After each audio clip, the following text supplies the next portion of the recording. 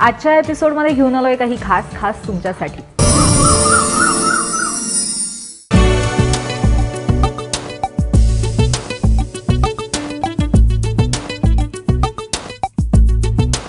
स्पेनची राणी म्हणजेच ही टॅल्गो ट्रेन। सध्या मी या टॅल्गो ट्रेनमध्ये बसलेलो आहे।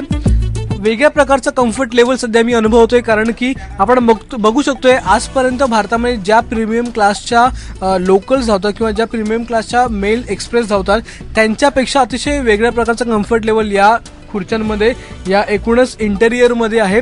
आपण या संपूर्ण टॅल्गो ट्रेनची आता सफर करणार आहोत। या टॅल्गो ट्रेनमध्ये वेगवेगळ्या ज्या सुविधा देण्यात आलेल्या आहेत किंवा डब्यांची जी आतून रचना आहे ती आता आपण बघणार आहोत। सुरुवातीला आपण हा जो बघितला हा स्पेनमध्ये ही जी जेव्हा ट्रेन चालते तेव्हा हा सुपर लक्झरी क्लास आहे आणि या सुपर लक्झरी क्लासमधलं हे इंटेरियर आहे। तोच डबा या ठिकाणी लावलेला आहे।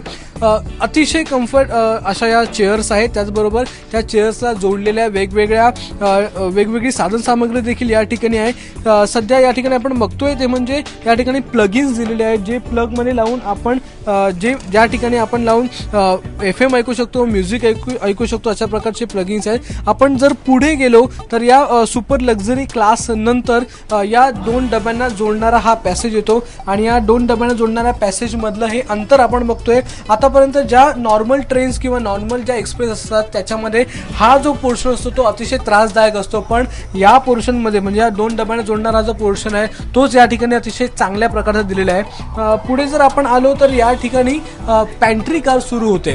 आपल्याला माहिती आहे पॅन्ट्री कारमध्ये एंट्री कोणालाही नसते, पण या स्पेनच्या राणीच्या पॅन्ट्री कारमध्ये आता सध्या आपण आहोत आणि या पॅन्ट्री कारची रचना या ठिकाणी बघू शकतो आपण। अतिशय वेगळ्या प्रकारचं हे पॅन्ट्री कार आहे, जे स्पेनच्या ज्या काही खाद्यसंस्कृती आहे स्पेनची, ती खाद्यसंस्कृती या ठिकाणी सध्या आहे। पण नंतर जेव्हा ही ट्रेन भारतीयांसाठी वापरायला सुरुवात होईल तेव्हा मात्र या ठिकाणचं जी रचना आहे ती कदाचित बदलू शकते आणि या ठिकाणी भारतीय खाद्यसंस्कृतीचे पदार्थ आहे ते या ठिकाणी येऊ शकतात।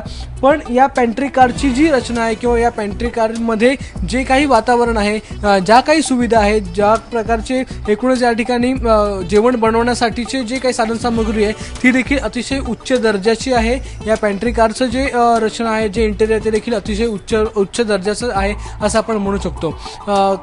याच पॅन्ट्री कारमधून येणाऱ्या काळामध्ये या प्रीमियम क्लास ट्रेन म्हणून जे ट्रॅव्हल करणारे प्रवासी आहेत त्यांच्यासाठी खाद्य मिळणार आहे, खाण्याचे वेगवेगळे पदार्थ मिळणार आहे। सध्या आपण जे आलेले आहोत ते नॉर्मल कोच म्हणजे स्पेनला जेव्हा ही ट्रेन चालते त्या स्पेनला चालणाऱ्या या ट्रेनमधला हा नॉर्मल कोच आहे। पण सध्या तरी संपूर्ण भारतामध्ये जेव्हा ही ट्रेन चालणार आहे तेव्हा ही संपूर्ण ट्रेनच प्रीमियम क्लासला चालणार आहे, म्हणजेच लक्झरी क्लासला चालणार आहे। सध्या आपण या डब्याची रचना बघतोय।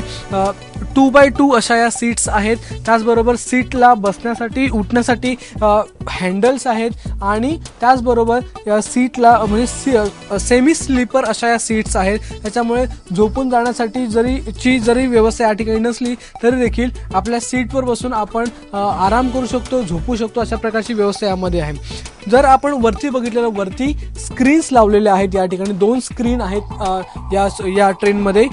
या ज्या स्क्रीन आहेत त्या स्क्रीनचा वापर जो आहे तो स्क्रीनचा वापर हा या ट्रेनमधून जे प्रवासी ट्रॅव्हल करतायत त्या ट्रॅव्हल करणाऱ्या प्रवाशांच्या सूचना देण्यासाठी आहे किंवा ट्रेनचा स्पीड किती आहे, कोणतं स्थानक आता याच्यानंतर आहे, ह्या सगळ्या सूचना देण्यासाठी या स्क्रीनचा वापर करण्यात येणार आहे। त्याच्यामुळे मुंबईकरांना किंवा राजधानी एक्सप्रेस करणारे जे प्रवासी आहेत त्या राजधानी एक्सप्रेस करणाऱ्या प्रवाशांना